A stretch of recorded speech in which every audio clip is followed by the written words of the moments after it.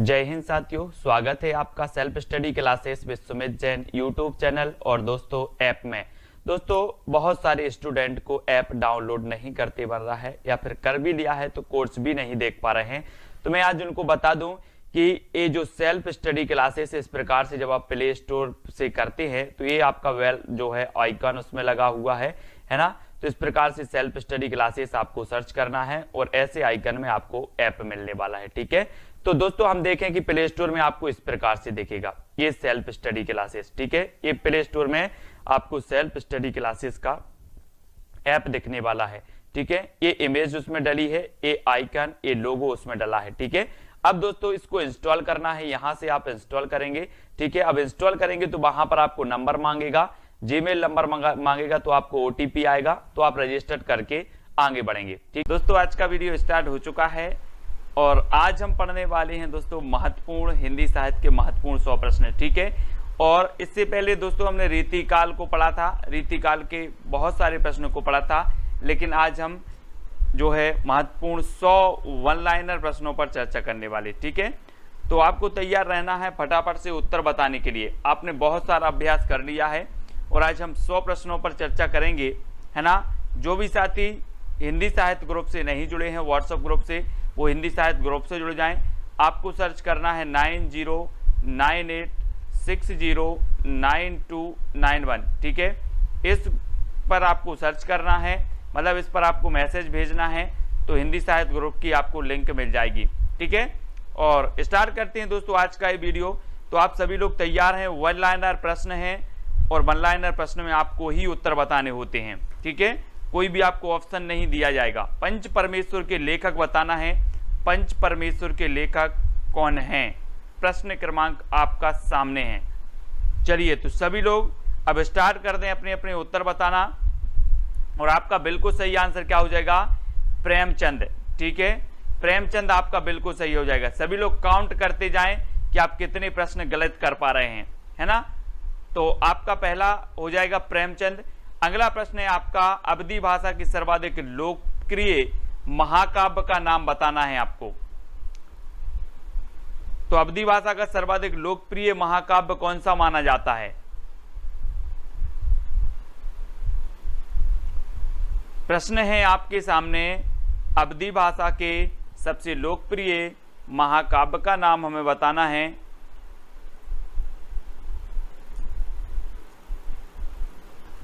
तब आपका बिल्कुल सही आंसर होगा रामचरितमानस। ठीक है, रामचरितमानस जो कि अवधी भाषा में लिखित है और ये तुलसीदास जी का ग्रंथ है। ठीक है, और आपको पता है कि जो रामचरितमानस है इसमें कितने कांड हैं, 7 कांड हैं। ठीक है, ये चीज भी याद रख लेना। दुनिया में सर्वाधिक टीकाएं लिखी गई तो रामचरितमानस की लिखी गई, ये चीज भी आपको याद रखनी है। ठीक है, दूसरा सबसे जो है रामचंद्र शुक्ल जी हैं अपने, उन्होंने सबसे बढ़िया और सबसे प्रमुख ग्रंथ माना है रामचरितमानस को। ठीक है, ये चीज भी याद रखनी है, ये क्वेश्चन पूछा गया था। और आपको बताना है स्थायी भावों की कुल संख्या कितनी है। आप रस पढ़ते हैं, है ना, रस पढ़ते हैं और स्थायी भावों की संख्या भी आपको पता है। तो कितनी है स्थायी भावों की संख्या आपको पता है दोस्तों। वैसे हम मानते हैं कितने, 9 रस, 2 रस और आपके मिल जाते हैं। एक तो आपको मिल गया भक्ति रस, ठीक है, और एक आपका मिल गया वात्सल्य। ठीक है, वात्सल्य रस। और इसके पहले दोस्तों आपने भरत मुनि ने 8 रसों की व्याख्या की है, जिनमें से कौन सा नहीं माना, शांत रस नहीं माना। ठीक है, तो स्थायी भावों की संख्या कितनी बताओगे आप लोग, 9, है ना। 9 आपका बिल्कुल सही आंसर होगा। ठीक है, स्थायी भावों की संख्या कितनी है, 9। अगला बताना है दोहा और रोला को क्रम से मिलाने पर कौन सा छंद बनता है। दोस्तों आपने पढ़े होंगे कौन से, मात्रिक छंद पढ़े हैं। ठीक है, और आपने वर्णिक छंद भी पढ़े हैं, वर्णिक छंद, मात्रिक छंद, ये छंद पढ़े हैं, है ना। वर्णिक छंदों में वर्णों की गणना होती है, मात्रिक छंदों में मात्राओं की गणना होती है। ठीक है, और यहां पर आपको बताना है कि दोहा और रोला जब मिलते हैं तो कौन से छंद का निर्माण होता है। तब आपका बिल्कुल सही आंसर क्या हो जाएगा, कुंडलियां छंद का। ठीक है, कुंडलियां छंद का निर्माण होता है रोला और दोहा के मिलने से। ठीक है, तो कुंडलियां छंद आपका बिल्कुल सही हो जाएगा, है ना। अब आपको बताना है दोस्तों, हार की जीत कहानी के कहानीकार कौन है। सबसे पहली बात तो ये हार की जीत क्या है, ये कहानी है, ये चीज भी याद रखनी है। अब इसके कहानीकार कौन है, ये चीज भी आपको पता है, आपने पढ़ी होगी। इसमें बाबा भारती जो रहते हैं, बाबा भारती, आपने पढ़ा होगा कि बाबा भारती अपने घोड़े को बहुत प्यार करते थे, है ना। और जो खड़क से डाकू था उसने बाबा भारती के घोड़े को चुरा लिया, है ना, और यही वर्णन इसमें किया गया है। और बाबा भारती ने खड़क से डाकू से कहा था कि ये किसी को नहीं बताना कि मैंने ये घोड़ा चुराया है ना, एक अपाहिज के बेस के रूप में, क्यों नहीं तो लोग क्या नहीं करेंगे, अपाहिज की मदद नहीं करेंगे, अपाहिजों पर विश्वास नहीं करेंगे, ठीक है। तो ये हार की जीत है किसकी, सुदर्शन की, सुदर्शन की है, ये तो सभी लोगों को पता है। अगला है कामता प्रसाद गुरु का हिंदी व्याकरण विषयक ग्रंथ जो नागरी प्रचारणी सभा काशी से प्रकाशित हुआ था, उसका नाम क्या था। कामता प्रसाद गुरु का बताना है हिंदी व्याकरण विषयक ग्रंथ कौन सा है जो नागरी प्रचारणी सभा काशी द्वारा प्रकाशित हुआ था। तो वो ग्रंथ कौन सा है राकेश जी, प्रश्न क्रमांक 8 का उत्तर।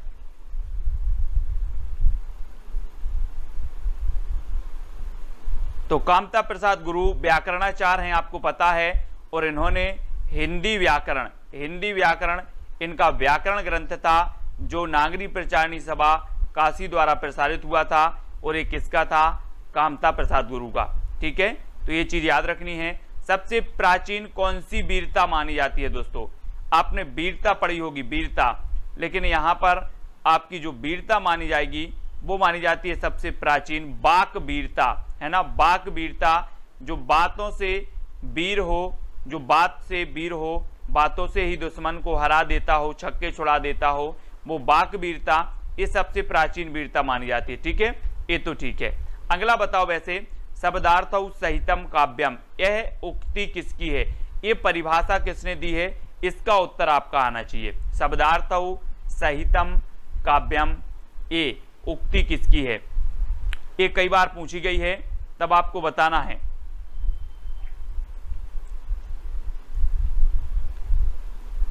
आंसर क्या हो जाएगा, और सुबह 8 बजे, रात्रि 8 बजे वाली हिंदी की क्लास आपकी हिंदी व्याकरण की यथावत चालू हो गई है, ठीक है।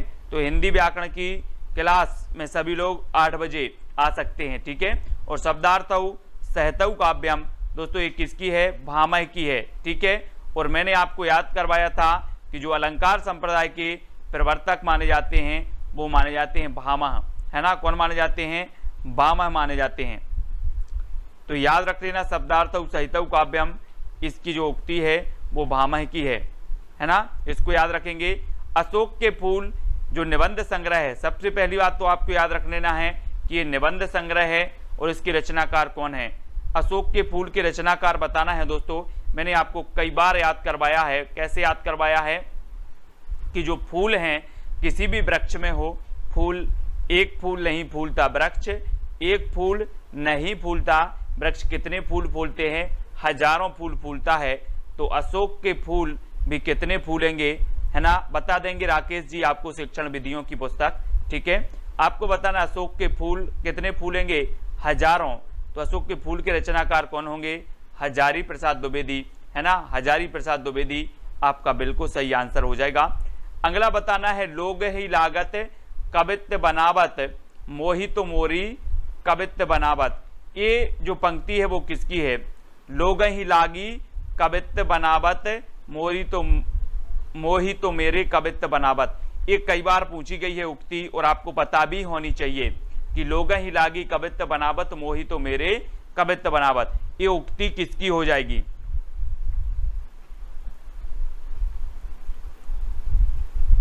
तो दोस्तों आपने नाम सुना होगा किसका, घनानंद जी का, ठीक है। घनानंद जी का नाम सुना है। घनानंद जी ने कहा था कि लोग ही लागी कवित्त बनावत मोहि तो मेरी कवित्त बनावत। अब घनानंद की जब भी बात आती है तो घनानंद का आपको पता ही है कि इनकी जो प्रेमिका थी वो कौन थी, सुजान थी, है ना, प्रेमिका सुजान। कभी कभी पूछा जाता है कि जो इनके काव्य की प्रेरणा स्रोत रही वो कौन रही, तो सुजान रही, है ना, घनानंद जी की, कोई नहीं भूलता। अब आपको बताना है दोस्तों, अगला आपका क्वेश्चन है कि जब जब होए धर्म की हानि बाढ़हि असुर अधम अभिमानी, ये पंक्ति जो है ये कहाँ से ली गई है, इस पंक्ति के रचयिता कौन है, पंक्ति के रचयिता बताना है कौन है, तब आपका राइट आंसर क्या होगा, जब जब होए धर्म की हानि बाढ़हि असुर अधम अभिमानी। प्रश्न क्रमांक 13 का आंसर आपको बताना है। बताया है सभी लोगों ने कि ये पंक्ति जो है तुलसीदास जी की है ना, अधिकांश लोगों ने बिल्कुल सही बताया। हाँ बिल्कुल आती है पंक्ति। हिंदी की मूल उत्पत्ति किससे हुई है दोस्तों, हिंदी की मूल उत्पत्ति बतानी है किससे मानी जाती पे, हिंदी की मूल उत्पत्ति किससे मानी जाती है, तो आपको पता है वैदिक संस्कृत से। कौन सी संस्कृत से, वैदिक संस्कृत से हिंदी की मूल उत्पत्ति मानी जाती है। तो वैदिक संस्कृत याद रख लेना, ठीक है, वैदिक संस्कृत से मानी जाती है।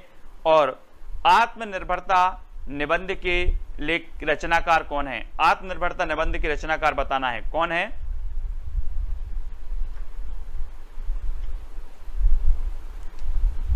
तो दोस्तों मैंने आपको कई बार याद करवाया है कि आत्मनिर्भरता जो निबंध है ये किसका है, तो ये है दोस्तों बालकृष्ण भट्ट साहब का, है ना। और आपको पता है कि बालों में हमारी क्या है, आत्मनिर्भरता है। किसकी आत्मनिर्भरता नहीं है, ये देखो बाल, है ना, बाल दिख रहे हैं सभी लोगों को, इन बालों में क्या है, आत्मनिर्भरता, आत्मनिर्भरता है ना। किसकी नहीं आत्मनिर्भरता, सभी लोगों की आत्मनिर्भरता है ना। बालों में कुछ लोगों के कम बचे हुए होंगे, है ना। तो ये बालों में आत्मनिर्भरता बनानी है सभी लोगों को, यानी कि बालकृष्ण भट्ट, बालकृष्ण भट्ट याद रख लेना। ठेले पर हिमालय, ठेले पर हिमालय किसकी रचना है। ऐसा तो नहीं बोलते आप कि मेरे पास बाल नहीं है यार, आज के लिए बाल दे दो उधार, ऐसा तो नहीं बोलते, कोई नहीं बोलते, है ना। तो ठेले पर हिमालय बताना है किसकी रचना है ये।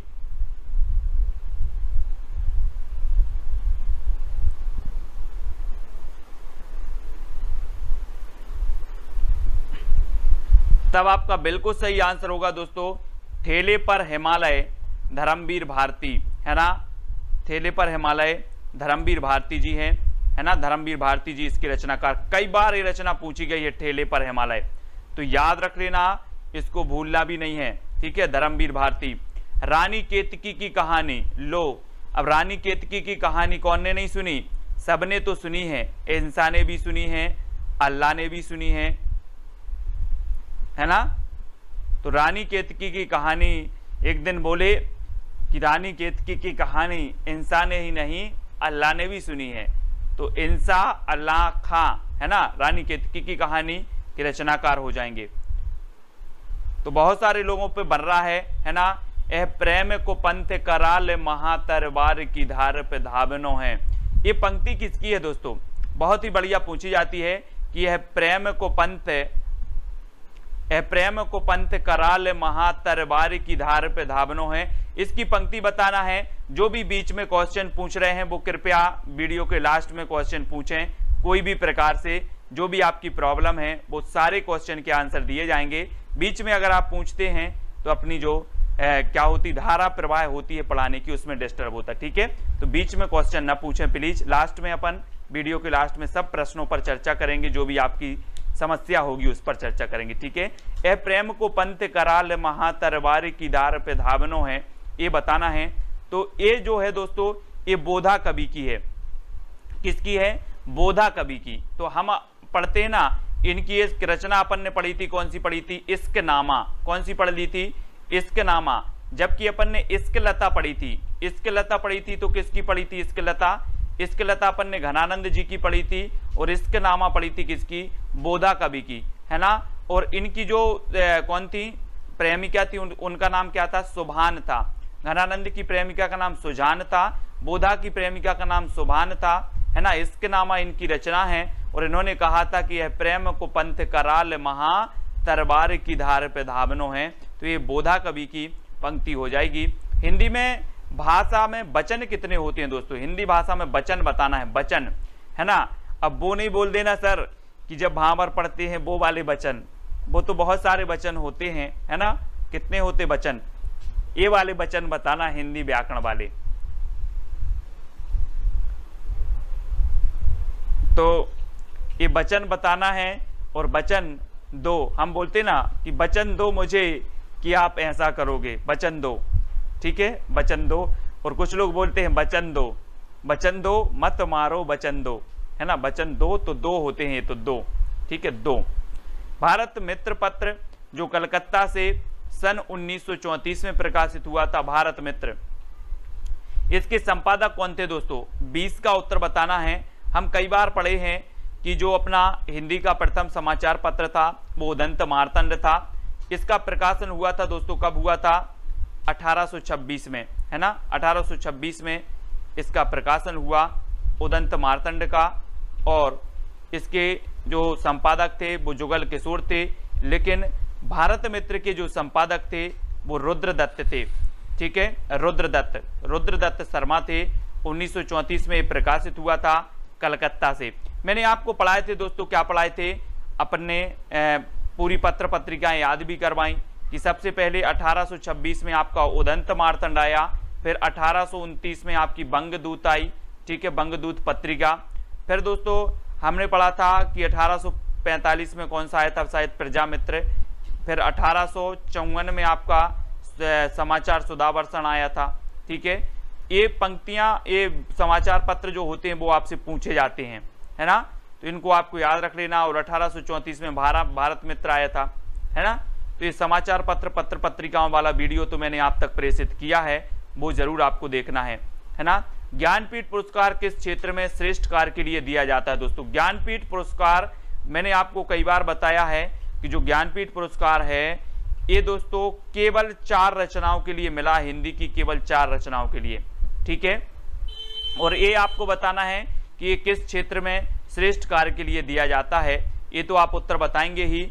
और ज्ञानपीठ पुरस्कार सबसे पहले चिदम्बरा के लिए मिला, किसे? चिदम्बरा के लिए मिल गया सुमित्रानंदन पंत जी को, ठीक है। कब? 1968 में, है ना।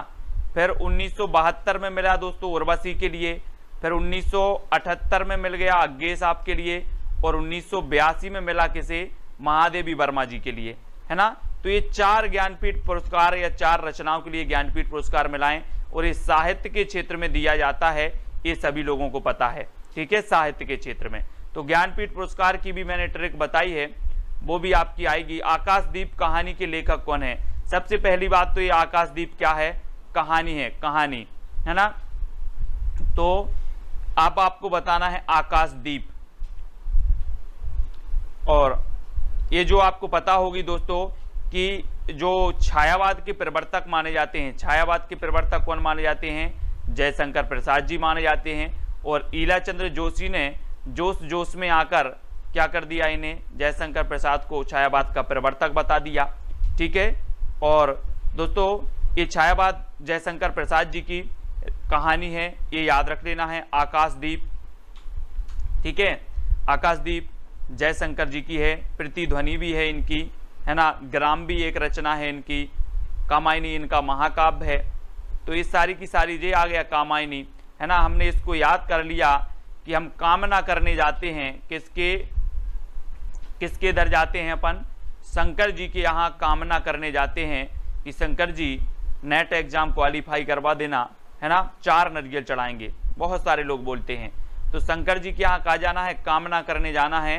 तो ये कामायनी महाकाव्य है, और इसमें कितने सर्ग हैं दोस्तों? 15, है ना। ये चीज भी सभी को पता है, चिंता, ईड़ा, आनंद, ये सभी सर्ग हैं कामायनी के, ठीक है। तो कामायनी जयशंकर प्रसाद जी का महाकाव्य है, 15 सर्ग हैं, बिल्कुल। उमा देवी जी 1935 इसका रचना काल है, ठीक है, वेरी गुड। यानी कि सभी लोगों को अच्छे से पता है। और तोड़ती पत्थर बताना है दोस्तों, ये तोड़ती पत्थर आपकी यथार्थवादी रचना मानी जाती है। कैसी मानी जाती है? अगर आपसे कभी पूछा जाए कि निम्न में से कौन सी यथार्थवादी रचना है तोड़ती पत्थर, तो आपको बता देना है कि ये तोड़ती पत्थर जो है ये यथार्थवादी रचना है। और इसको बता होगा ये किसकी रचना है। तो ये रचना है दोस्तों किसकी, जयशंकर प्रसाद जी की। ओपी चिंपा जी बहुत दिनों में आए हैं, है ना, ओपी चिंपा जी व्यस्त हैं अभी, और तोड़ती पत्थर बताना है तो ये रचना हो जाती है दोस्तों निराला जी की, है ना। निराला जी को क्रांतिकारी कवि, ओज कवि, है ना, इनकी प्रथम छंद मुक्त रचना जूही की कली, जूही की कली माना जाता है। ठीक है, ये चीज भी आपको याद रखनी है, जूही की कली। और अगला क्वेश्चन आपको बताना है निराला को कैसा कवि माना जाता है। लो, निराला को कैसा कवि माना जाता है, तब आपका राइट आंसर क्या होगा। बहुत सारी चीजें ऐसी होंगी जो आपको पता होंगी। हाँ, तोड़ती पत्थर इलाहाबाद की सड़कों पर, निराला जी। जी चिंपा जी कैसे हो, क्रांतिकारी बताना है। निराला जी को माना जाता है क्रांतिकारी कवि। ठीक है, क्रांतिकारी कवि निराला जी के बारे में पढ़ना जरा। सरोज स्मृति दुनिया का सबसे शोक गीत जो है सरोज स्मृति, ये निराला द्वारा रचित है ना, शोक सरोज स्मृति, ये भी याद रखना है क्रांतिकारी कवि के बारे में। भक्ति काल की रामाश्रयी शाखा के जो है कवि कौन माने जाते हैं, प्रमुख कवि बताना है। रामाश्रयी शाखा के जो प्रमुख कवि हैं वो कौन माने जाते हैं, है ना। हम दोस्तों भक्ति काल जब यहाँ से पढ़ते हैं इस प्रकार से आपका भक्ति काल, ठीक है, भक्ति काल में दो शाखाएं प्रवाहित हुई, यहाँ से आप इस प्रकार से ले लो। तो एक शाखा हुई कौन सी, सगुण, ठीक है, सगुण, और एक शाखा आपकी कौन सी हुई, निर्गुण। ठीक है, निर्गुण। अब ये सगुण भी दो भागों में बट गई और निर्गुण भी आपकी दो भागों में बट गई। ठीक है, तो सगुण की राम शाखा के जो प्रमुख कवि थे वो कौन थे, तुलसीदास जी, है ना, तुलसीदास जी हैं। तो ये आपको पता है। और उत्तर भारत में भक्ति का प्रसार करने का श्रेय किसे जाता है, उत्तर भारत में बताना है। तो 27 का आंसर आपका राइट क्या होगा। और उत्तर भारत, है ना, उत्तर भारत के जो माने जाते हैं, हम पढ़ते हैं ना कि भक्ति द्रविण उपजी लाए रामानंद, तो ये रामानंद द्वारा लाई गई उत्तर भारत में भक्ति का प्रसार किया गया। और रामानंद जी के जो शिष्य थे वो कितने थे दोस्तों, मैंने आपको बताया था कि हिंदी साहित्य में 12 का आंकड़ा चलता है, 12 का, यानी कि रामानंद के शिष्य कितने थे, 12। ठीक है, साकेत जो महाकाव्य है महर्षि गुप्त जी का, इसमें भी कितने हैं, 12 सर्ग हैं। आलवार भक्तों की संख्या भी कितनी है, 12 है। ठीक है, ये 12 का जो आंकड़ा मैंने आपको बताया था इसको हम याद करवाएंगे एक आध दिन। ठीक है, 12 हैं। बोले सर आलवार भक्तों की संख्या 12, साकेत में सर्ग 12, रामानंद के शिष्य 12। ठीक है, तो 12 बार-बार आ रहा है। ये चक्कर क्या है दोस्तों 12 का। निम्नलिखित में से कौन सी भाषाएं हाल ही में प्राचीन भाषाएं घोषित की गई। तो ये प्राचीन भाषा घोषित की गई दोस्तों, तो ये तो कन्नड़ एवं तेलुगु हैं। ठीक है, ये कन्नड़ तेलुगु हैं, कोई बात नहीं। यह काम में आप कर लूंगा, पंक्तियों में आप बताना है दोस्तों, आप क्या है, आप क्या है, आप, यह काम में आप कर लूंगा। ये पंक्ति व्याकरण से पूछी गई और इस पंक्तियों में आप आपका क्या हो जाएगा, आप कर लूंगा।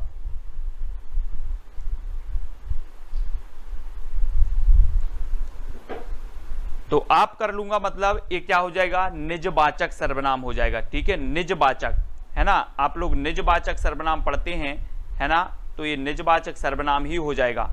6 प्रकार के आपने सर्वनाम पढ़े होंगे, है ना, और उनके भी भेद पढ़े होंगे, और ये सर्वनाम भी निजवाचक सर्वनाम आपका हो जाएगा। हिंदी साहित्य का 9वां रस कौन सा है दोस्तों, आपने पढ़े 8 रस। 8 रस कौन से पढ़े, भरत मुनि ने माने 8 रस। ठीक है, यहां से प्रक्रिया शुरू हुई। अब इस प्रक्रिया को अपन फिर से आगे बढ़ाएं, तो जो 9वां रस आपका माना जाएगा वो कौन सा माना जाएगा, 9वां रस। तो 9वां रस आपका जो माना जाता है दोस्तों वो माना जाता है शांत रस।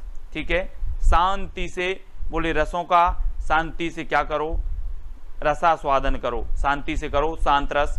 ठीक है, तो 9वां रस आपका हो जाएगा शांत रस। ठीक है, याद रख लेना, शांति, शांत।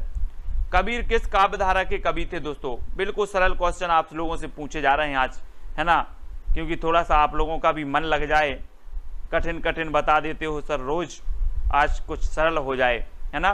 कबीर किस काव्यधारा के कवि थे, कबीर,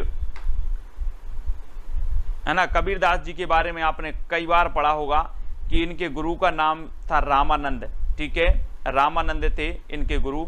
लेकिन रामानंद जो थे ये सगुण थे। कैसे थे? ये सगुण थे। और जो कबीर थे वो कैसे थे? निर्गुण थे। कबीर कैसे थे? निर्गुण थे। ठीक है, ये निर्गुण ब्रह्मा को मानते थे और इस सगुण को मानते थे जिनकी साकार प्रतिमा होती है। ठीक है, तो ये चीज आपको याद रखनी है। डॉक्टर कृष्ण शंकर शुक्ल ने आचार्य केशव दास पर एक पुस्तक, है ना, बहुत बढ़िया पंक्ति यहाँ पर लिख रहे हैं अपने ओपीजी, है ना, और केशव की काव्य कला, केशव की काव्य कला इन्होंने लिखी है, केशव की काव्य कला। और दोस्तों ओपीजी ने बहुत बढ़िया नोट्स बना लिए हैं, अपने ट्रिकी नोट्स बनाए हैं ओपीजी ने। उनकी एक आध दिन अपन क्या करते हैं, उनका रजिस्टर लेके आएंगे। क्या लेके आएंगे? रजिस्टर, उनके नोट्स उठा करके लेकर आएंगे और अपन लोग सब पढ़ेंगे। किसके? ओपीजी के। ठीक है, उन्होंने बहुत बढ़िया तरीके से ट्रिक भी बनाई है। व्याकरण की दृष्टि से प्रेम शब्द क्या है? प्रेम, व्याकरण की दृष्टि से बताना है कि जो प्रेम शब्द है वो क्या है ना। तो आपने संज्ञा पढ़ी है दोस्तों, संज्ञा पढ़ी है सभी लोगों ने। संज्ञा कितने प्रकार की होती है? संज्ञा होती है 5 प्रकार की। ठीक है, आप पढ़ लेते हो, जातिवाचक, है ना, व्यक्तिवाचक, भाववाचक, इस प्रकार से आपकी 5 प्रकार की संज्ञा होती हैं। और यहाँ पर जो प्रेम है दोस्तों, प्रेम का एक क्या होता है? भाव होता है ना, जो सभी के पास होता है। सभी लोगों को क्या करना है? अपने प्रेम रूपी भाव को शेयर करते रहना है, अपने पास नहीं रखना है। ठीक है, तो ये चीज याद रखेंगे। चौपाई के चारों चरणों में कितनी मात्राएं होती हैं? चौपाई के चारों चरणों में, चौपाई पढ़ते हैं अपन, चौपाई, अब देखना चौपाई या चारपाई, चारपाई होती ना अपन, जैसे खटिया बोलते, खटिया बोले चारपाई लेके आओ, चारपाई बिछा दी, उसमें 4 पाया होते हैं। अब 4 पाया को स्क्वायर कर दो, मतलब वो हो जाती हैं 16, है ना। तो 4 को स्क्वायर किया तो हो जाएगा कितना? 16। तो ये चौपाई को स्क्वायर कर दिया, मतलब अपनी जो मात्राएं होंगी चारों चरणों में वो कितनी होंगी? 16। ठीक है, 4 का वर्ग निकाल लो, 16 हो जाएंगी चौपाई। हिंदी का पहला दैनिक समाचार पत्र कौन सा था दोस्तों? मैंने अभी आपको समाचार पत्र बताए थे कि हिंदी का जो साप्ताहिक समाचार पत्र था, हिंदी का प्रथम साप्ताहिक कौन सा था? उदंत मार्तंड। ठीक है, हिंदी का दैनिक कौन सा था? दैनिक भी आपको याद रखना है। दैनिक आपका था दोस्तों समाचार सुधावर्षण। ठीक है, कौन सा था? समाचार सुधावर्षण। ये दैनिक था 1954 में। ठीक है, और ये 1826 में आपका हिंदी का प्रथम साप्ताहिक समाचार पत्र या हिंदी का प्रथम समाचार पत्र था, है ना, उदंत मार्तंड। और यहाँ पर दैनिक पूछा गया है तो आपका कौन सा था? समाचार सुधावर्षण, है ना। दारसू जी, उदंत मार्तंड ये हिंदी का पहला दैनिक समाचार पत्र नहीं था। जो भी कंफ्यूजन है, बहुत सारे लोग, उनका कंफ्यूजन दूर होना चाहिए। अब देखो यहाँ से क्वेश्चन कैसे पूछे जाते हैं। हिंदी का प्रथम समाचार पत्र कौन था आपसे पूछा जाएगा, तो आप क्या लगाओगे? यहाँ दैनिक समाचार पत्र लिखा है और यहाँ उदंत मार्तंड, ये गलत है। ठीक है, यहाँ दैनिक समाचार पत्र की अगर बात करें तो वो समाचार सुधावर्षण था। ठीक है, याद रख लेना। और अगर आपसे पूछा जाए कि हिंदी का प्रथम समाचार पत्र कौन सा था, तब आपको लगाना है उदंत मार्तंड। और हिंदी का प्रथम साप्ताहिक समाचार पत्र कौन था, तब भी उदंत मार्तंड। लेकिन अगर आपसे पूछा जाए कि हिंदी का प्रथम दैनिक समाचार पत्र कौन था, तो आपको बताना है समाचार सुधावर्षण, है ना। श्याम सुंदर सेन द्वारा 1954 में ये प्रकाशित हुआ था। ठीक है, तो ये चीज आपको याद रखनी, यहाँ कंफ्यूज नहीं होनी है, बहुत सारे लोग गलत करके आ जाते हैं। आनंद कादम्बिनी पत्रिका के संपादक कौन थे? आनंद कादम्बिनी ये पत्रिका थी और बहुत बढ़िया पत्रिका थी, है ना। हाँ, जुगल किशोर थे, है ना, ओपीजी जुगल किशोर।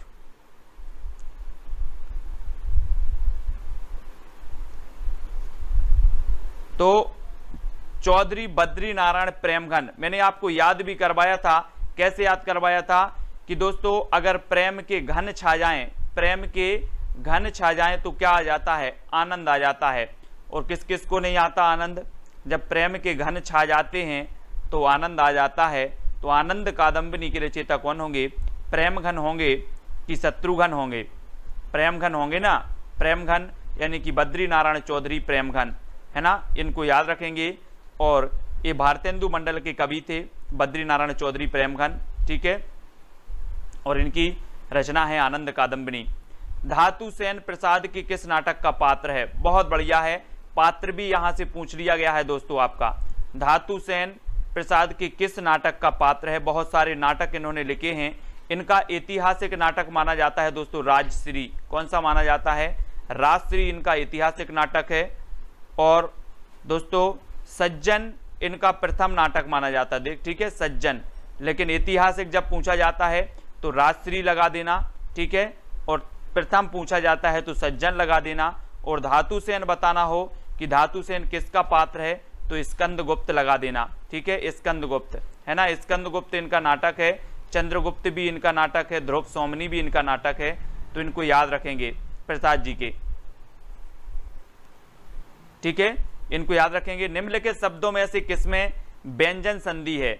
अब व्यंजन संधि बताना है दोस्तों। अब निम्नलिखित, यहां पर कोई निम्नलिखित है ही नहीं और यहां पर दे दिया निम्नलिखित, है ना। आप बोलोगे सर क्या मजाक चल रही है, निम्नलिखित है ही नहीं, तो सत्कार बोल देते, सत्कार, है ना। सत्कार में क्या है करेंगे हम? व्यंजन लेकर आएंगे। सत्कार कैसे करोगे? सूखा सूखा सत्कार करोगे क्या, है ना। बहुत सारे व्यंजन ला के आना है और सत्कार करना है, तो सत्कार में व्यंजन संधि लगा देना। ट्रिक निकल आती है अपनी हिंदी साहित्य वाली ट्रिक, संधि में भी लगा दिया। अब संधि का वीडियो किस किसने नहीं देखा? संधि मैंने दोस्तों आपको स्वर संधि, व्यंजन संधि और विसर्ग संधि तीनों की बहुत बढ़िया ट्रिक निकाली है। एक नंबर संधि का वीडियो सभी को देखना है और ट्रिक पढ़ना है। फिर बताना है रसिक प्रिया के रचनाकार कौन है, रसिक प्रिया। और 40 का आंसर, है ना। रसिक प्रिया, कवि प्रिया, ये जो रचनाएं मानी जाती हैं किसकी मानी जाती हैं? हाँ, केशवदास, केशवदास की मानी जाती हैं। रसिक प्रिया, है ना, कवि प्रिया, रामचंद्रिका, विज्ञान गीता, इस सारी की सारी रचनाएं हैं केशवदास जी की। कठिन काव्य का प्रेत नहीं कहा जाता है ना। तो इस प्रकार से केशवदास। अर्धस्वर कौन सा है दोस्तों? अर्धस्वर, अर्धस्वर माना जाता है। अर्धस्वर कौन सा माना जाता है? या और वा, ठीक है, ये अर्धस्वर माने जाते हैं, ठीक है, या और वा।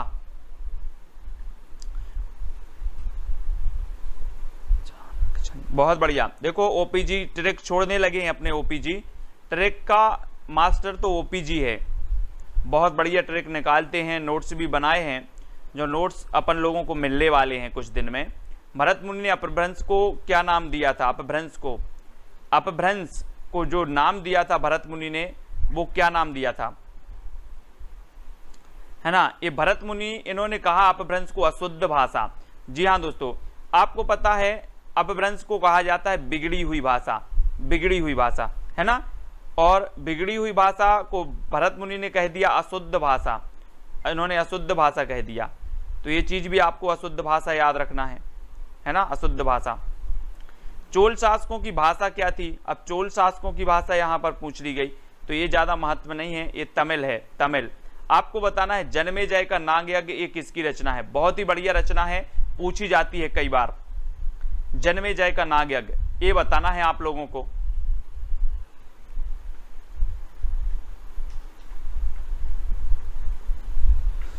तो ये भी किसकी रचना हो जाएगी दोस्तों? जन्मेजय का नाग यज्ञ। अब यहां पर बोले सर नांग आया है, तो हमने हिंदी साहित्य वाली ट्रिक लगा दी कि नांग तो शंकर जी के गले में पड़ा है। किसके गले में पड़ा है? शंकर जी के गले में पड़ा है। तो ये रचना किसकी हो जाएगी? नांग यज्ञ जयशंकर प्रसाद जी की होगी, ठीक है, जयशंकर प्रसाद जी की। नांग पड़ा है दोस्तों शंकर जी के गले में, और ये नांग यज्ञ भी किसकी होगी? शंकर जी की होगी, ठीक है, शंकर, जयशंकर प्रसाद जी की।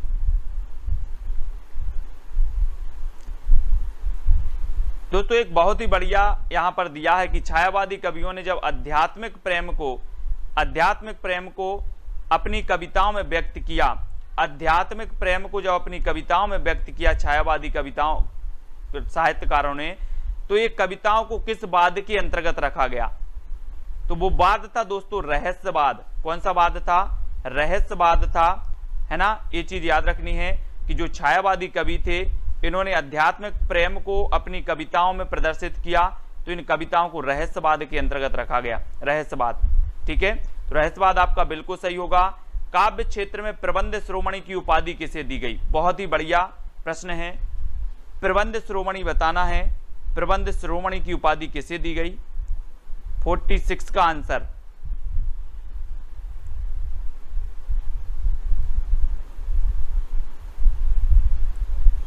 है ना। और प्रबंध शिरोमणि जो दी गई वो दी गई दोस्तों मैथिली शरण गुप्त को। मैथिली शरण गुप्त को प्रबंध शिरोमणि, है ना। मैथिली शरण गुप्त का उपनाम दद्दा भी है, दद्दा, इन्हें दद्दा कहते थे दोस्तों, दद्दा, है ना। मधुप कहा जाता था इन्हें, मधुप उपनाम से भी ये लिखते थे, है ना। और ये क्या करते थे दोस्तों, इन्हें राष्ट्र कवि भी कहा गया मैथिली शरण गुप्त को। भारत भारती इनकी प्रसिद्ध रचना है मैथिली शरण गुप्त की, ये चीज भी आपको पती है। और प्रबंध शिरोमणि भी इन्हें कहा जाता है, राष्ट्र कवि, प्रबंध शिरोमणि, मैथिली शरण गुप्त, है ना। ठीक है, गुप्त जी को। तोड़ती पत्थर कवि, तोड़ती पत्थर ये तो पढ़ तो लिया है, तोड़ती पत्थर यथार्थवादी है, सूर्यकांत त्रिपाठी निराला जी की है, सूर्यकांत त्रिपाठी निराला की है। कौन सी बोली पश्चिमी हिंदी की नहीं है दोस्तों? तो पश्चिमी हिंदी की, देखो पश्चिमी हिंदी की जब हम बात करते हैं तो हम कौन कौन सी बोलियां पढ़ते हैं? एक तो पढ़ते हैं अपन कन्नौजी, कौन सी पढ़ लेते हैं? कन्नौजी। और एक पढ़ते हैं बुंदेली, कानों के खड़ी बुंदेली ब्रज भान हरि के पास, है ना। तो एक आप पढ़ते हो हरियाणवी, ठीक है, हरियाणवी भी आप पढ़ते हो और खड़ी बोली भी आप पढ़ते हो। तो कन्नौजी, बुंदेली, ब्रज, हरियाणवी, खड़ी बोली, और कौन सी रह गई? कानों की खड़ी बुंदेली ब्रज भान हरि के पास। यही है क्या पूरी, कि कोई रह गई? तो ये सारी की सारी बोली हैं जो हिंदी की, पश्चिमी हिंदी की मानी जाती हैं, ठीक है। हरियाणवी भी हो गई आपकी, कन्नौजी भी हो गई, बुंदेली हो गई, ब्रज हो गई, खड़ी हो गई, ठीक है। तो ये चीज आपको पता है कि जो खड़ी बोली है इसे कौरवी भी कहा जाता है, और हरियाणवी को बांगरू कहा जाता है, बांगरू, ठीक है, बांगरू कहा जाता है ना। Very good. तो खड़ी को कौरवी और हरियाणवी को बांगरू। और बघेली, और बघेली दोस्तों आपने पढ़ा होगा, कौन सी? अब छत्तीसगढ़ी। तो अवधी, अवधी आपने पढ़ा होगा, अवधी, बघेली और छत्तीसगढ़ी, है ना। छत्तीसगढ़ी एक कोड है आपका, अब छत्तीसगढ़ी।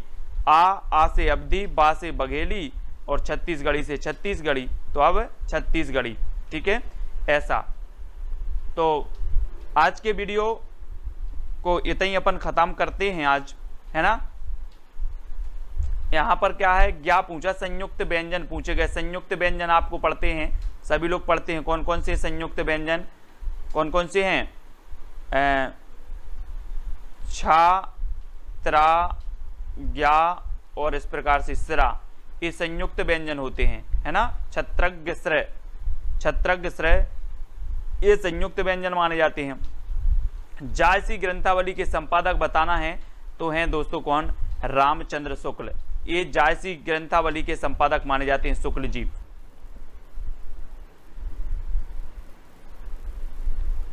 आपको बताना है दोस्तों गीतांजलि के रचयिता कौन है? गीतांजलि के रचयिता, 4 विकल्प में से आपको चयन करना है कि गीतांजलि के जो रचयिता हैं वो कौन है। चलिए, तो फर्स्ट में आप सभी लोगों को बताना है,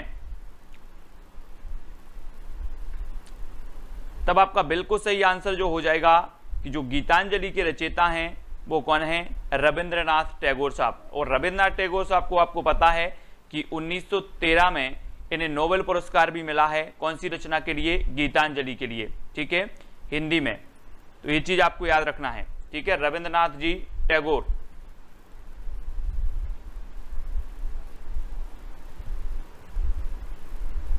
ठीक है। अब अगला क्वेश्चन आपको देखना है दोस्तों, अगला है आपका शिव शंभू के चिट्ठे से संबंधित जो रचनाकार हैं वो कौन है? शिव शंभू के चिट्ठे यानी कि आपका 56 का आंसर आपको बताना है। ये किसकी रचना है शिव शंभू के चिट्ठे?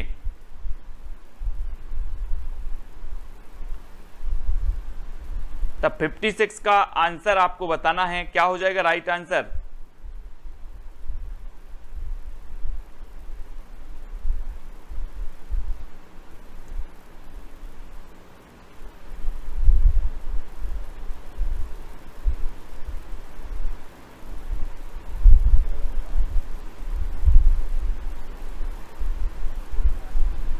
तो सभी लोगों ने जो उत्तर बताया है कि बाल मुकुंद गुप्त, बाल मुकुंद गुप्त आपका बिल्कुल सही हो जाएगा। शिव शंभू के चिट्ठे जो रचना है वो किसकी है? बाल मुकुंद गुप्त की है। ठीक है, और आपका जो बाल मुकुंद गुप्त है वो बिल्कुल सही है। अगला दक्षिण भारत में हिंदी भाषा के क्षेत्र में जो है किसने प्रचार प्रसार किया? दक्षिण भारत में बताना है दोस्तों, तो किसने किया हिंदी भाषा के क्षेत्र में?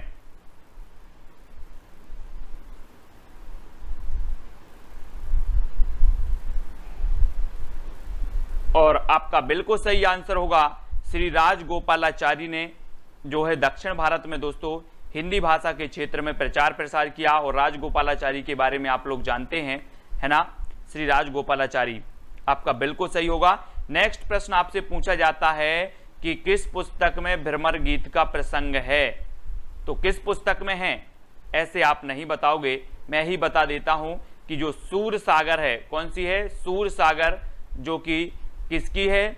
सूरदास जी की है। और सूरदास जी की सूर सागर में भ्रमर गीत का प्रसंग है ना। सूर सागर, सूर सारावली, साहित्य रचना, साहित्य लहरी, है ना, ये रचनाएं हैं सूरदास जी की।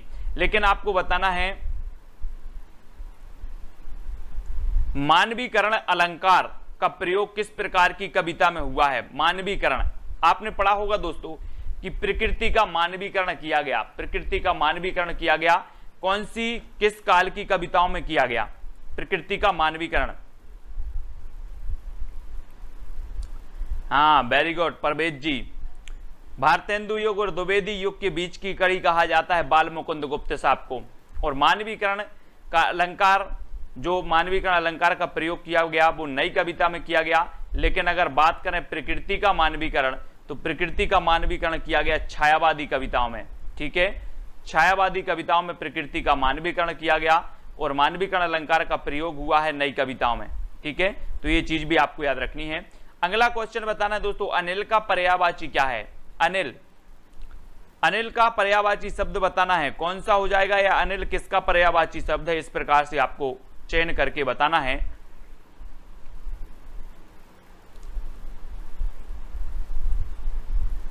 ना, और आपका बिल्कुल सही आंसर होगा कि जो अनिल है, अनिल एक किसका पर्यायवाची हो जाएगा? हवा का, है ना, हवा का हो जाएगा अनिल। और अनल, अनल जो होता है वो किसका होता है? आग का। ठीक है, बहुत कंफ्यूजन होता है दोस्तों इसमें अनल और अनिल में। ठीक है, अनिल वायु का है और अनल आग का है, इसको याद रख लेना, मैं भी कंफ्यूज हो जाता हूं इसमें तो। ठीक है, तो अनिल पवन का और अनल आग का, ये चीज याद रखनी। ठीक है, बिपाशा पत्रिका का प्रकाशन किस प्रदेश से होता था? बिपाशा, बिपाशा पत्रिका का बताना है, इसका प्रकाशन होता था किस प्रदेश से होता है? बिपाशा। और बिपाशा पत्रिका का आपका बिल्कुल सही आंसर हो जाएगा यूपी। कहां से होता है? यूपी से होता है बिपाशा, है ना। बिपाशा पत्रिका का प्रकाशन होता है यूपी से, यूपी आप लगा लेना। नीलकमल में कौन सा समास है दोस्तों? नीला है जो कमल, इसमें कौन सा समास हो जाएगा?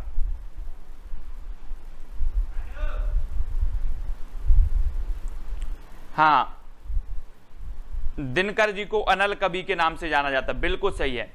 दिनकर जी को अनल कवि के नाम से जाना जाता है ना, ओज के कवि कहलाते हैं दिनकर जी।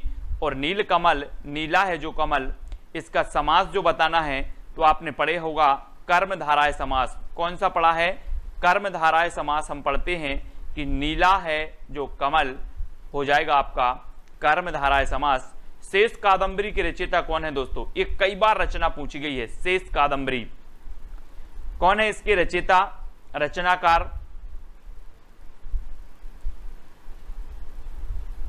शेष कादंबरी के रचयिता हैं अलका सराबगी। कौन है? अलका सराबगी। ये रचना याद कर लेना, बहुत बार पूछी गई है।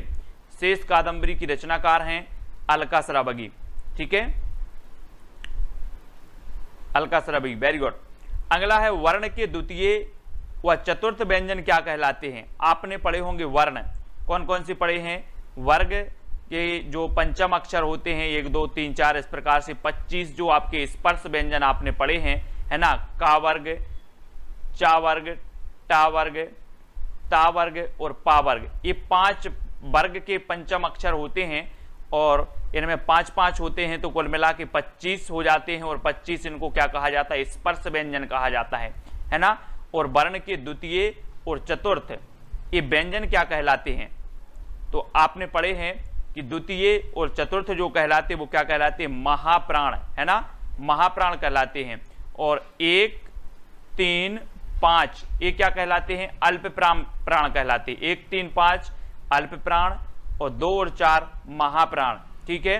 दोहा छंद में श्रृंगारी रचना प्रस्तुत करने वालों में जो है हिंदी के सर्वाधिक ख्याति लब्ध कवि कौन से हैं? दोहा छंद में श्रृंगारी रचना प्रस्तुत करने वाले, दोहा छंद में हिंदी में ख्याति प्राप्त जो कवि हैं वो कौन है? 65 का आंसर हमें बताना है, ख्याति प्राप्त कवि का नाम बताना है। और वो दोहा छंद में जो प्रसारित करने वाले कवि हैं वो कौन से हैं? श्रृंगारी कवि माने जाते हैं बिहारी जी। और जब भी बिहारी की बात आती है तो हम इनका पढ़ लेते हैं कि इनके कवि, इनकी रचना में 713 दोहे और 719 दोहे माने जाते हैं, है ना, बिहारी सस्सई में।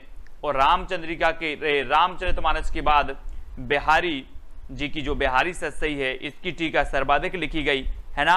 और दोस्तों जो बिहारी जी हैं, बिहारी ये रीति काल के श्रेष्ठ कवि हैं। और ये कौन सी काव्यधारा के कवि हैं? तो ये सिद्ध, रीति सिद्ध काव्यधारा के कवि माने जाते हैं। ठीक है, तो ये चीज भी आपको याद करना है ना। हिंट दीजिए, बिल्कुल हिंट जरूर देखें। छंद का सर्वप्रथम उल्लेख कहाँ मिलता है? छंद का सर्वप्रथम उल्लेख बताना है, कहां पर मिलता है? छंद जल्दी बताओ कहां मिलता है? और आपका बिल्कुल सही आंसर होगा दोस्तों कि ऋग्वेद में। कहां पर मिलता है छंद का सर्वप्रथम उल्लेख? ऋग्वेद में मिल जाता है। ऋग्वेद आप याद कर लेना। ठीक है, छंद का सर्वप्रथम प्रयोग मिलता है ऋग्वेद में। कहां मिलता है? ऋग्वेद में मिल जाता है छंद का।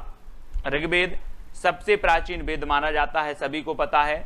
सबसे प्राचीन वेद कौन सा माना जाता है? ऋग्वेद। और छंद का प्रयोग भी यही मिलता है। नेक्स्ट आपको बताना है श्रृंगार रस का स्थायी भाव कौन सा है? आपने रस पढ़े हैं, कितने रस पढ़े हैं आपने? जल्दी बताओ, रस कितने होते हैं? ये चीज भी आपको बतानी है। भरत मुनि ने कितने रस माने हैं? ये चीज भी आपको बतानी है ना। और दोस्तों कौन सा रस भरत मुनि ने नहीं माना है? ये चीज भी आपको बतानी है। और साथ ही एक क्वेश्चन और बता देना कि जो 2 रस और नवीन जुड़े हैं वो रस कौन से हैं, है ना। तब आपको पता है कि श्रृंगार रस का स्थायी भाव होता है रति। रति यानी होता है प्रेम। ठीक है, रति यानी प्रेम। और रसों की टोटल संख्या मानी जाती है कितनी? 9। लेकिन 2 प्लस और कर देते हैं अपन। कौन सा? वात्सल्य रस को प्लस कर दो और एक भक्ति रस को भी प्लस कर दो तो हो जाते हैं कितने? 11। ठीक है। और भरत मुनि की अगर बात करें कितने रस माने हैं तो 8 रस माने हैं। इन्होंने कौन सा रस नहीं माना है? तो इन्होंने शांत रस नहीं माना है। किसने? भरत मुनि ने, है ना। तो ये तो सभी लोगों को पता है। ठीक है, छल तो संचारी भाव है, छल संचारी भाव है। रोहित कुमार जी, कुरुक्षेत्र को क्या कहा जाता है? कुरुक्षेत्र, कुरुक्षेत्र को बताना है। ये किसकी रचना है? कुरुक्षेत्र। ये चीज भी बताना है। हाँ, सतसैया के दोहे जो नाविक के तीर, देखन में छोटे लगे घाव करें गंभीर। Very good. कुरुक्षेत्र को और क्या कहा जाता है दोस्तों? और कुरुक्षेत्र को जो कहा जाता है वो कहा जाता है रण क्षेत्र। रण क्षेत्र। और आपको बताना है कि कुरुक्षेत्र के जो रचनाकार हैं वो कौन है? ये कुरुक्षेत्र रचना किसकी है? जल्दी बताओ। कुरुक्षेत्र दिनकर जी। बहुत बढ़िया आंसर। सभी लोगों ने बताया कि दिनकर जी बिल्कुल सही है ना, दिनकर जी का है। नेक्स्ट है, भारत में सर्वाधिक किस भाषा का प्रयोग किया जाता है? सर्वाधिक बताना है दोस्तों, है ना। और आपको पता है राष्ट्रभाषा की परिभाषा क्या है? जो पूरे राष्ट्र की संपर्क भाषा है उसे राष्ट्रभाषा कहा जाता है। और राजभाषा की परिभाषा क्या है? राजभाषा की आपकी परिभाषा होती है कि जो सरकारी कामकाज में प्रयोग की जाती है वो आपकी राजभाषा कहलाती है। और भारत की राष्ट्रभाषा कोई भी नहीं है, कभी भूल में नहीं रहना। भारत की राजभाषा हिंदी है, हिंदी है। और अंग्रेजी भी है। ठीक है, अंग्रेजी भी आप भारत की राजभाषा है, क्योंकि ये प्रशासनिक कार्यों में इसका प्रयोग किया जाता है, तो ये चीज आपको याद रखनी है। ठीक है ना। तो यहाँ पर भारत में सर्वाधिक जो भाषा का प्रयोग होता है वो भाषा का नाम है हिंदी। ठीक है, और 14 सितंबर को हम कौन से दिवस के रूप में मनाते हैं? हिंदी। ठीक है, ये तो पता ही है। स्थायी भाव आपको पता चल गया। मुख रूपी चंद्र पर राहु भी धोखा खा गया। मुख रूपी चंद्र पर राहु भी धोखा खा गया। अब यहां पर अलंकार बताना है आपको, कौन सा अलंकार है? मुख रूपी चांद पर राहु भी धोखा खा गया। इसमें कौन सा अलंकार हो जाएगा? अलंकार अगर आपने पढ़े हैं तो अलंकार को आपको बताना है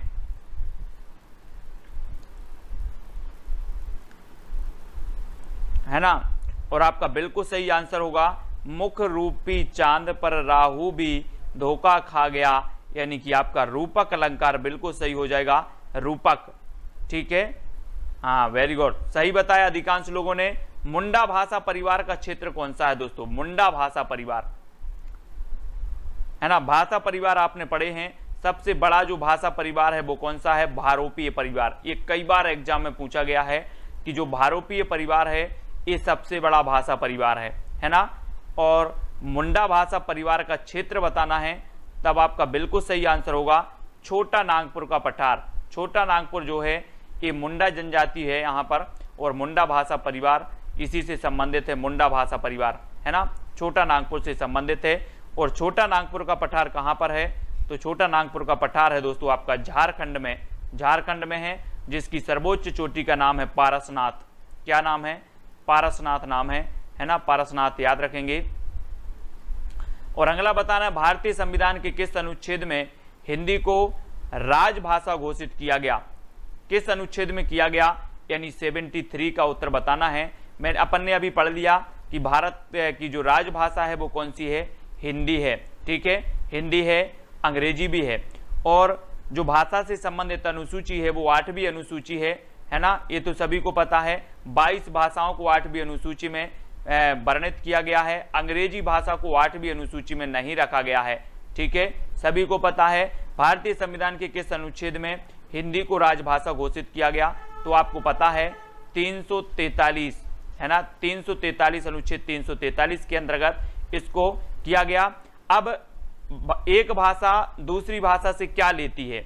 एक भाषा दूसरी भाषा से क्या लेती है? क्वेश्चन अच्छे से समझना है। एक भाषा है कोई, वो दूसरी भाषा से क्या ग्रहण करती है, क्या लेती है?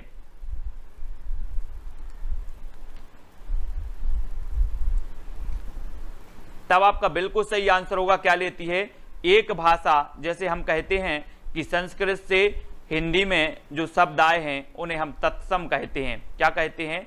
तत्सम। ठीक है, तत्सम शब्दावली, बोले तत्सम शब्दावली है, संस्कृत से हिंदी में आए हैं। लेकिन संस्कृत से जो हिंदी में आके बिगड़ गए हैं है ना, उन्हें तद्भव उनसे उत्पन्न हुए है ना, तत्सम से उत्पन्न हुए उन्हें हम तद्भव बोलते हैं है ना। और जो देसी होते हैं वो देशज कहलाते हैं। जो विदेशी भाषाओं से आते हैं वो विदेशी कहलाते हैं है ना, जैसे अरबी फारसी, ये विदेशज हैं।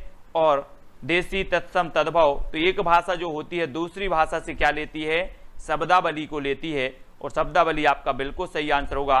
कठिन काव्य के प्रेत हैं, यह किस पंक्ति किस कवि के लिए जो है कहा गया है? कठिन काव्य के प्रेत कहा गया, किसे कहा गया? कठिन काव्य। दोस्तों यहां से दो क्वेश्चन बनते हैं, एक तो कठिन काव्य का प्रेत और एक कठिन गद्य का प्रेत। एक कठिन काव्य का प्रेत आपसे पूछा गया, तो कठिन काव्य का प्रेत किसे कहा जाता है?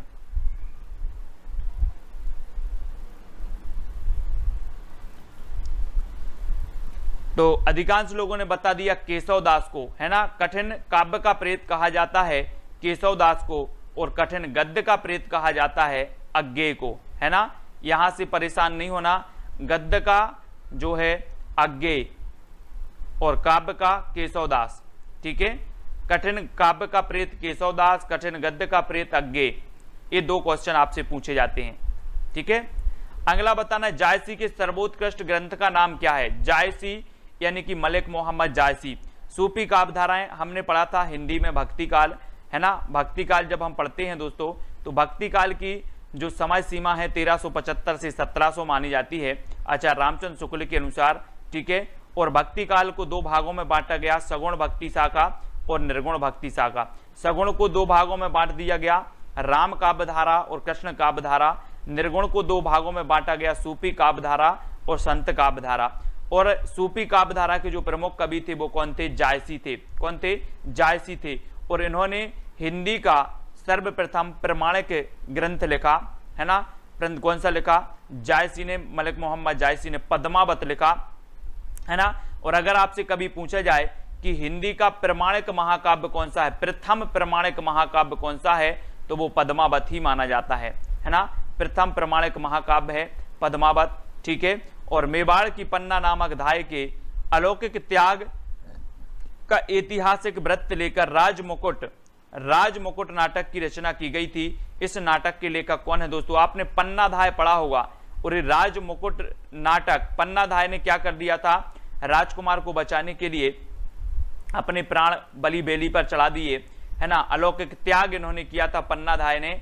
और ये राजमुकुट नामक एक नाटक है, इसके लेखक कौन माने जाते हैं, ये चीज आपको बताना है। मेवाड़ की पन्ना, इस पर बहुत सारे नाटक भी बने हैं। हाँ बिल्कुल सही है, 1540 में पद्मावत का रचना काल माना जाता है। और आपका यहाँ पर बिल्कुल सही आंसर होगा राजमुकुट है गोविंद बल्लभ पंत की। किसकी है? गोविंद बल्लभ पंत की है, जो कि पन्ना धाय के जीवन से समर्पित है, पन्ना धाय के। और गोविंद बल्लभ पंत आपका बिल्कुल सही हो जाएगा, ठीक है, गोविंद बल्लभ पंत, है ना। अगला है दोस्तों कंठ ध्वनियां कौन सी है? तो कंठ ध्वनि आपने पढ़ा होगा, यहाँ पर कंठ ध्वनियां पूछी गई और विकल्प आपको नहीं दिए गए। ये तो आपके साथ क्या है? नाइंसाफी है, लेकिन कोई बात नहीं है। जितने भी आपको पंचम वर्ण जो होते हैं, का वर्ण होते हैं, का, है ना, का, खा, गा, घा, इंग्या, है ना, ये क्या होते हैं दोस्तों? ये कंठ से बोले जाते हैं, है ना। इनका उच्चारण स्थान क्या होता है? कंठ से उच्चारण होता है, ठीक है। ये कंठय ध्वनियां कहलाती हैं, कंठय ध्वनियां, ठीक है। खड़ी बोली का प्रयोग सबसे पहले किस पुस्तक में हुआ? पुस्तक में बताना है दोस्तों आपको, कौन सी पुस्तक में हुआ खड़ी बोली का सर्वप्रथम प्रयोग, यानी 79 का उत्तर। खड़ी बोली का प्रयोग सबसे पहले किस पुस्तक में हुआ था?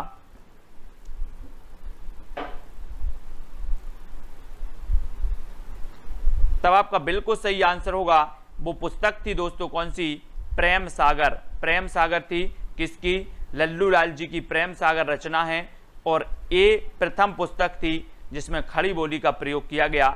और खड़ी बोली की जब भी बात आती है तो मैं आपको हमेशा बताता हूं कि खड़ी बोली पश्चिमी हिंदी से जो है उत्पन्न हुई है, पश्चिमी हिंदी की उपभाषा है खड़ी बोली, ठीक है। और दोस्तों हमने पढ़ी है कि पश्चिमी हिंदी में 5 भाषाएं हैं, कौन कौन सी? कानों के खड़ी बुंदेली, ब्रजभान हरि के पास, है ना। तो आपकी कन्नौजी, बुंदेली, ब्रज, हरियाणवी और खड़ी बोली, ये सभी पश्चिमी हिंदी की आती हैं। और प्रेम सागर एक खड़ी बोली की प्रथम पुस्तक मानी जाती है, जो कि रचनाकार कौन है? लल्लू लाल जी हैं, ठीक है, इनको याद रखेंगे। अगला क्वेश्चन है स्त्रीलिंग शब्द बताना है। तो स्त्रीलिंग का ठंडाई, ठंडाई ये तो ठीक है, ठंडाई। प्रथम सूफी प्रेमाख्यान काव्य के रचयिता कौन है? प्रथम सूफी प्रेमाख्यान काव्य के जो रचयिता माने जाते हैं वो कौन माने जाते हैं? देखो अलग अलग प्रकार से सभी लोगों ने अलग अलग माने हैं, लेकिन यहाँ पर मैंने आपको ये भी बताया था जब रीतिकाल पढ़ रहे थे, सूफी काव्यधारा पढ़ रहे थे, कि अगर कभी पूछा जाए कि प्रथम सूफी प्रेमाख्यान काव्य के जो रचयिता हैं वो कौन है, ऐसा पूछा जाए तो आपको क्या लगाना है? आपको लगाना है, क्या लगाना है? मुल्ला दाऊद। मुल्ला दाऊद आपका बिल्कुल सही आंसर होगा, ठीक है। मुल्ला दाऊद की जो रचना है वो कौन सी है? चंदायन है, चंदायन, ठीक है। चंदायन ये मुल्ला दाऊद की रचना है। और इसे प्रथम सूफी प्रेमाख्यान काव्य के जो है रचयिता माने जाते हैं मुल्ला दाऊद, और चंदायन को प्रथम रचना मानी जाती है। ये चीज भी आपको याद रखनी है। साथ ही दोस्तों आपको क्या याद रखना है कि आचार्य शुक्ल ने किसे माना है? आचार्य शुक्ल ने माना है मृगावती को, ठीक है, मृगावती को माना है। मैंने सूफी काव्यधारा की पूरी रचनाएं आपको सन सहित क्रमबद्ध याद करवाया है, ट्रिक भी आपको बताई है ना। तो वो जिनने भी नहीं देखा है वो जरूर देखें, सूफी काव्यधारा की पूरी क्रमबद्ध सन सहित ट्रिक सहित सब कुछ बताया है। हाँ, लोरिक या लोर कथा भी इसे कहा जाता है। बिहारी किस काल के कवि थे? बिल्कुल सरल क्वेश्चन है आप लोगों के लिए। किस काल के कवि थे बिहारी? बिहारी जी, तो बिहारी जी इसके पहले भी हमने पढ़ा है कि रीति सिद्ध काव्यधारा के कवि थे और है ना, रीति काल के। ध्रुव सौमनी नाटक के रचयिता कौन है? जी हाँ दोस्तों, बहुत बढ़िया प्रश्न आया है। ध्रुव सौमनी नाटक के जो रचयिता हैं वो कौन है? और आपको पता है दोस्तों कि ये जो ध्रुव सौमनी है ये नाटक है और बृहत नाटक है ये, है ना। और राजश्री जो नाटक है वो किसका है? जयशंकर प्रसाद का प्रथम ऐतिहासिक नाटक माना जाता है, राजश्री। ठीक है, ऐतिहासिक नाटक है। सज्जन इनका प्रथम नाटक है ना। ये चीज भी आपको याद रखनी है। और ध्रुव सौमनी ये भी नाटक किसका है? जयशंकर प्रसाद जी का। जयशंकर प्रसाद जी यानी कि आपका उत्तर होगा प्रसाद जी। ठीक है, और प्रसाद जी के बारे में हम हमेशा पढ़ते हैं कि जोशी जी यानी कि ईलाचंद्र जोशी साहब ने इन्हें जोश में आकर छायावाद का प्रवर्तक मान लिया। हम कई बार पढ़ते हैं दोस्तों कि छायावाद के प्रवर्तक कौन है, तब आपके सामने जो है बहुत सारे ऑप्शन होते हैं, लेकिन आपको क्या लगाना है? जयशंकर प्रसाद। ठीक है, जयशंकर प्रसाद छायावाद के प्रवर्तक हैं और इन्हें ईलाचंद्र जोशी ने माना, है ना। और मुकुटधर पांडे को किसने माना? तो मुकुटधर पांडे को जो माना है वो रामचंद्र शुक्ल ने माना। ठीक है, रामचंद्र शुक्ल ने। और नंद दुलारे वाजपेयी ने किसे माना दोस्तों? वाजपेयी साहब ने। तो वाजपेयी ने माना पंत जी को। ठीक है, तो ये चीज भी आपको जब छायावाद की बात आती है तो इतनी चीजें आपको याद रखनी है। ठीक है, कि पंत जी को जो है छायावाद का प्रवर्तक वाजपेयी ने और छायावाद का प्रवर्तक जयशंकर प्रसाद को ईलाचंद्र जोशी, मुकुटधर पांडे को रामचंद्र शुक्ल ने माना। ठीक है, और ध्रुव सौमनी नाटक किसका है? तो प्रसाद जी का है। बिल्कुल, प्रसाद जी कलाधर नाम से जो है इनका उपनाम क्या था? कलाधर। ठीक है, अब दोस्तों अगला प्रश्न है, अपभ्रंश का वाल्मीकि किसे कहा जाता है? अपभ्रंश का वाल्मीकि, है ना। बहुत ही बढ़िया प्रश्न है, कई बार पूछा भी गया है। किसे कहा जाता है? 84 का आंसर, बिल्कुल सरल क्वेश्चन है। तब आपका बिल्कुल सही आंसर होगा दोस्तों स्वयंभू को माना जाता है अपभ्रंश का वाल्मीकि।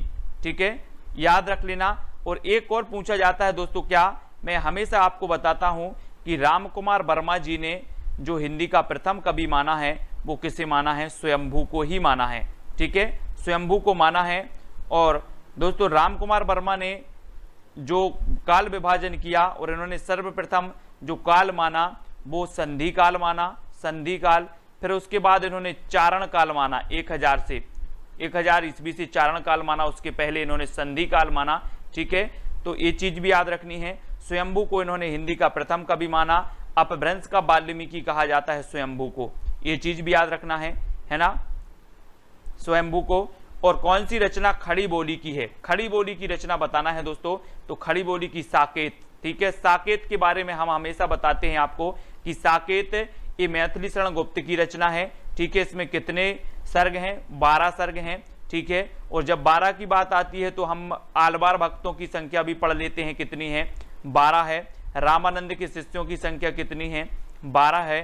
ठीक है, और भी 12 का चक्कर है, तो हम आपको कई बार बता चुके हैं। और साकेत के 12वें सर्ग में कभी कभी पूछा जाता है साकेत के किस सर्ग में लक्ष्मण और उर्मिला के मिलन का वर्णन है? तो 12वें सर्ग में लक्ष्मण और उर्मिला के जो है मिलन का वर्णन है। और साकेत दोस्तों ये किसकी रचना है? तो ये रचना है किसकी? है ना, मैथिली शरण गुप्त की महाकाव्य है। ये चीज भी आपको याद रखनी है। ठीक है, याद रखेंगे। यदि चादर के बाहर पसारोगे तो पछताओगे। यहां पर आपको पंक्ति को पूर्ण करना है दोस्तों, इस पंक्ति को पूर्ण करना है कि यदि चादर के बाहर खालिस्तान पसारोगे तो पछताओगे। क्या पसारोगे? हाथ पसारोगे कि पांव पसारोगे? तो आपको पता है कि हम बोलते हैं ना कि अगर चादर के बाहर पैर पसारोगे, पैर, तो क्या हो जाएगा? पैर पसारोगे तो पछताओगे। बिल्कुल सही है। 1931 ही इसका रचना काल माना जाता है। ठीक है, साकेत का। और अर्धमागधी अपभ्रंश से किस बोली का विकास हुआ है दोस्तों? अर्धमागधी से बताना है। अर्धमागधी से कौन सी बोली का विकास हुआ? हमने पढ़ा था कि सौर सैनी से आपकी निकली पश्चिमी हिंदी, सौर सैनी से पश्चिमी हिंदी, है ना। मागधी से हमने पढ़ा था कि बिहारी का बंगला उड़ा असमिया में, बिहारी का बंगला उड़ा असमिया में, बिहारी बंगला उड़िया असमिया, ये मागधी से निकली थी। लेकिन अर्धमागधी से निकलने वाली जो थी वो कौन सी थी? कौन सी थी? वो थी दोस्तों, यहां पर क्या दिया है, अर्धमागधी से बताना है।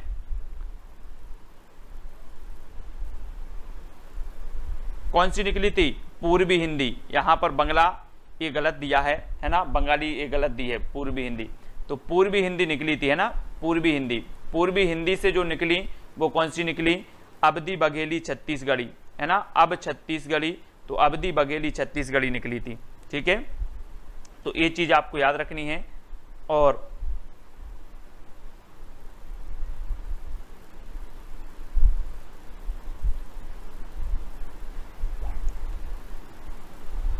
अगला आपको बताना है, हिंदी नाटकों के मंचन में यक्षगान का प्रयोग किसने किया है? हिंदी नाटकों के मंचन में यक्षगान का प्रयोग किसने किया? यक्षगान नाटकों के मंचन में, बहुत ही बढ़िया प्रश्न है, आपसे पूछा गया है। और यक्षगान का जो प्रयोग किया है हिंदी नाटकों के मंचन में, वो किया है दोस्तों किसने? गिरीश कर्नाड ने, गिरीश कर्नाड, है ना, गिरीश कर्नाड साहब ने किया है। बहुत ही बढ़िया प्रश्न है, यक्षगान का प्रयोग हिंदी नाटकों के, यक्षगान। ठीक है, यक्षगान पश्चेश्वर छोड़ दो। अब दोस्तों यहां पर एक क्वेश्चन पूछा गया कि अधिकतर भारतीय भाषाओं का जो विकास हुआ वो कौन सी लिपि से हुआ?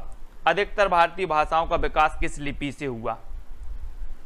तो किस लिपि से माना जाता है अधिकतर भारतीय भाषाओं का विकास?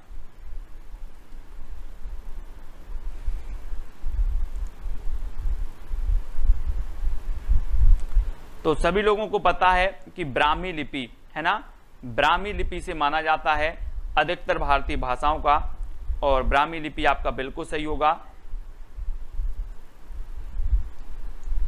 एक दोस्तों बहुत ही बढ़िया प्रश्न है कि भारतेंदु हरिश्चंद्र के अनुसार हिंदी नई चाल में कब ढली? ये क्वेश्चन पूछा गया है कई बार। भारतेंदु हरिश्चंद्र के अनुसार हिंदी नई चाल में कब ढली? तो आपको बता देना है 1900। वेरी गुड, ए आती है ना परवेज जी,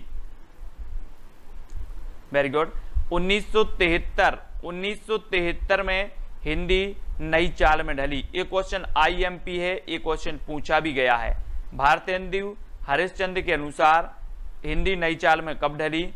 तो 1973 में।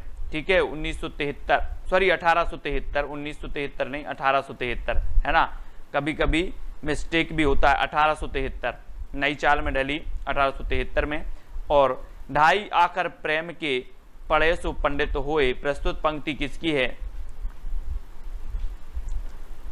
पोती पढ़ पढ़ जग मुआ, पंडित भया न कोय।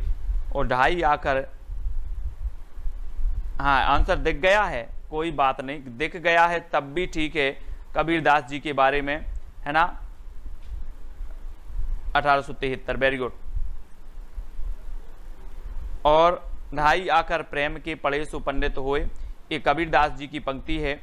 और कबीरदास जी आपको पता है निर्गुण काव्यधारा के श्रेष्ठ कवि थे, प्रथम कवि थे, मतलब ये प्रमुख कवि थे निर्गुण काव्यधारा की, संत काव्यधारा की। ठीक है, संत थे संत कबीरदास जी।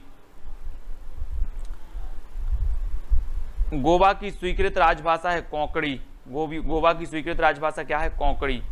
कोंकणी बोली जाती है दोस्तों गोवा में, है ना, गोवा। इस प्रकार से आपने देखा होगा, ऐसे हम देखते हैं यहाँ कहीं गोवा है, थोड़ा सा इतना सा है गोवा, और यहाँ पर कोंकणी बोली जाती है, कोंकणी। अवधी भाषा का सर्वाधिक लोकप्रिय महाकाव्य का नाम बताना है। अवधी भाषा, अवधी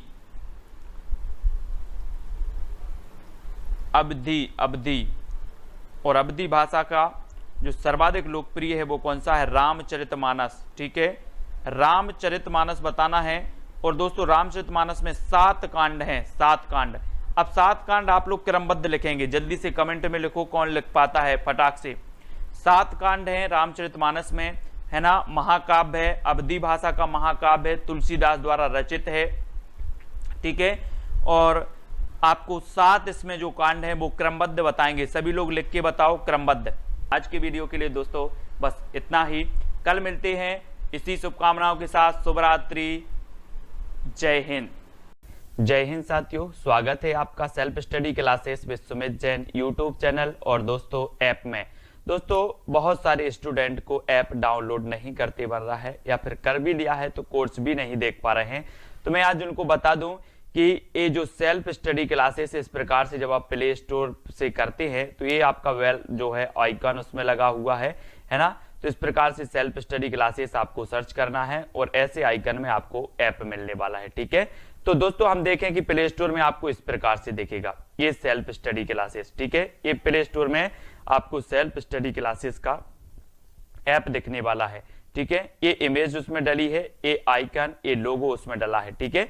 अब दोस्तों इसको इंस्टॉल करना है, यहां से आप इंस्टॉल करेंगे, ठीक है। अब इंस्टॉल करेंगे तो वहां पर आपको नंबर मांगेगा, जीमेल नंबर मांगेगा, तो आपको ओटीपी आएगा, तो आप रजिस्टर करके आगे बढ़ेंगे, ठीक।